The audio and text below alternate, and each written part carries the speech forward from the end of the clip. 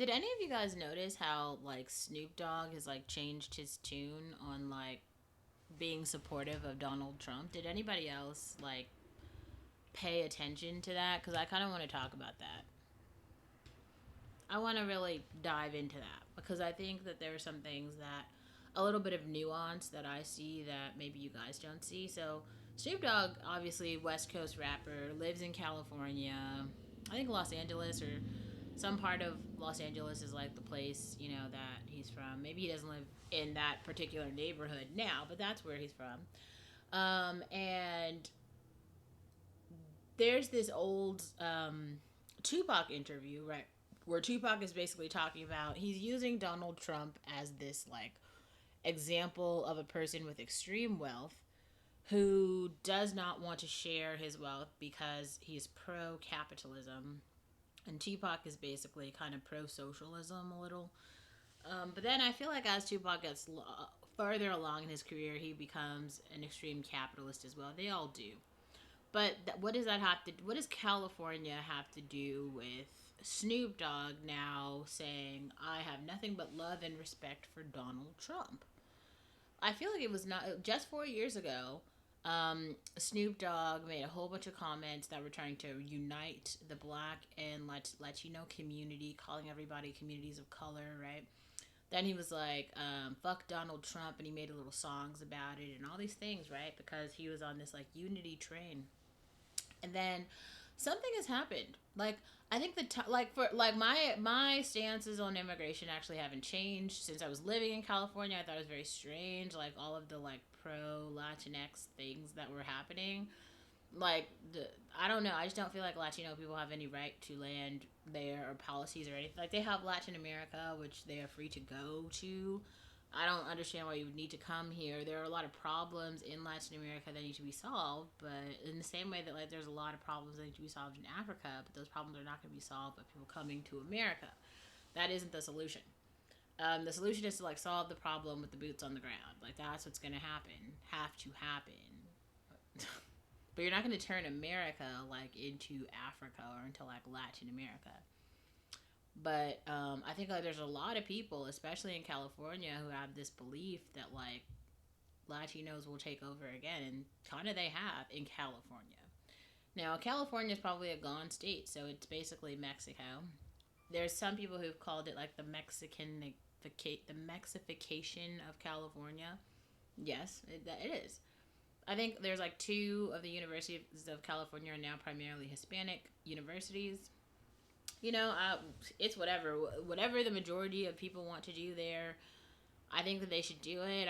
I think one thing that I saw when I was growing up that I thought would be useful is if there were some sort of unity within the Black community, then Black people could fight for something.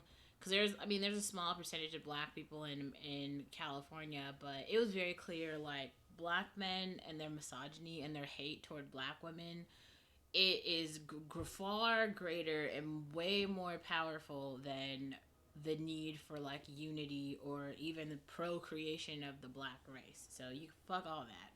Like this is what I continue to say. I've said this like so many times, but I think like some people just lack the context, so it doesn't make sense. Like the Latinx, the Latino Hispanic community, like they have a plan.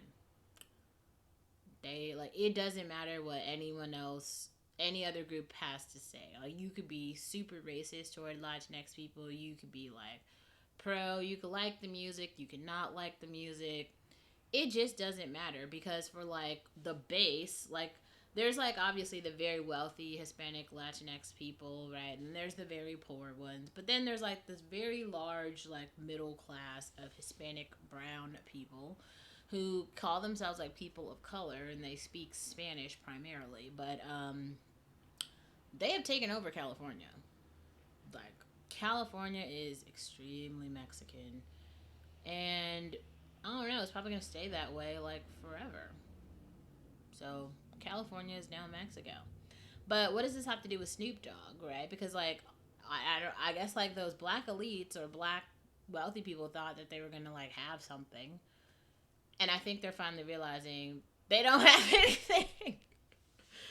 Cause like while they were like on board with all of this like open borders and illegal immigration and the what is it supportive states or whatever, all of that stuff actually happened, and now like every class is full of Spanish speaking people. All of right, like that's what it is. There is nothing else. Like there is no black curriculum or anything. Like every school is going to be called like Cesar Chavez, like Maluma. Like it's gonna be the Bad Bunny after school program. Like that's what it is. Shit. Like it just doesn't matter because like that one state is just things in America. They usually happen kind of like segmentally. So like they happen in segments. Like California is like the first state to like completely like lose its shit, right? Like, and then all the other states watch. And like if you didn't know this, there's like 25 states in kind of the South and the Midwest that have come to support Texas because there's that whole thing where Texas tried to like build the wall and then the federal government, Biden's administration was like, no. So 25 other states sent their Federal Reserve Army to Texas in support of building the wall to get the wall built, and then had a countersuit to Biden's anti-wall policy. Then there's also whatever bill just came out, which is called like the immigration reform bill, but it's actually just like a bill to give like $60 billion to Ukraine or something like that. Here's the thing, like I think that the Democrats don't understand how can I put it? First of all, I feel like middle class people, black, white, other, don't understand how being a Democrat right now does not support you. Being a Democrat is only really like beneficial to you if you have like an abundance of wealth. If you have like Elon Musk wealth, Sam Altman wealth, Beyonce wealth even, then you have the freedom to be democratic because like you can buy whatever you want. The rest of us are having to function within the constraints of society.